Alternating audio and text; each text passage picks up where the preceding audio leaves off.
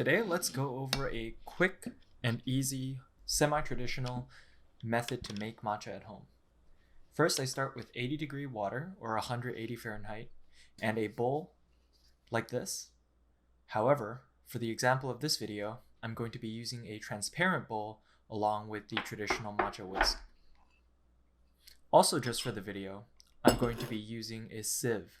I typically do not use a sieve since you're going to whisk the hell out of it anyway. Let's get started.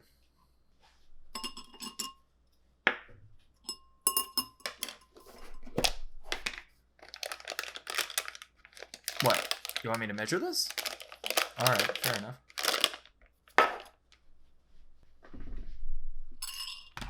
Now the typical matcha scoop scoops 1 gram of matcha per scoop. So you can imagine that when I do 2 scoops of matcha out of this, I should get exactly 2 grams.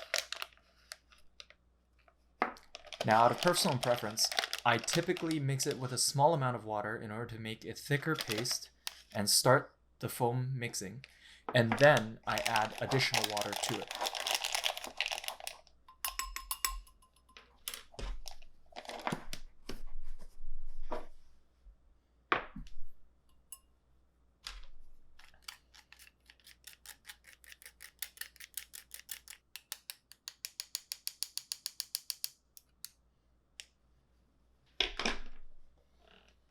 I typically eyeball this part, but just for the sake of the video, this is about 30 grams of water at first. Traditionally, you don't start with circles and you never let the whisk touch the bottom.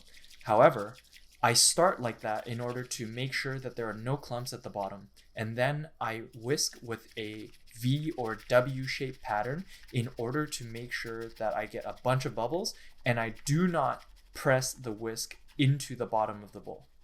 That way it doesn't damage the whisk and it maximizes the surface area in order to generate foam.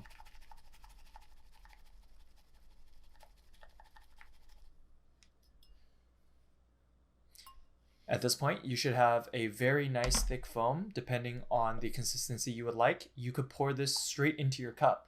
However, I'm going to add some more water to this so that I can make even more foam. I'll note that you can stop right here. You do not need to add more water and whisking if you want to just add steamed milk. So in total, we're at about 120 grams of water, and to get 1 full cup, you're trying to get 250 grams. So after I pour this into a cup, I'm going to top it up and get to approximately 250 grams. This is just the amount of foam that I personally like. If you like it foamier, whip it more. If you don't like it with as much foam, you could have stopped earlier and just poured that straight into your cup. At this angle, it's a little bit easier to see how much foam we've generated. Approximately 1/3 of the drink in terms of volume is all foam.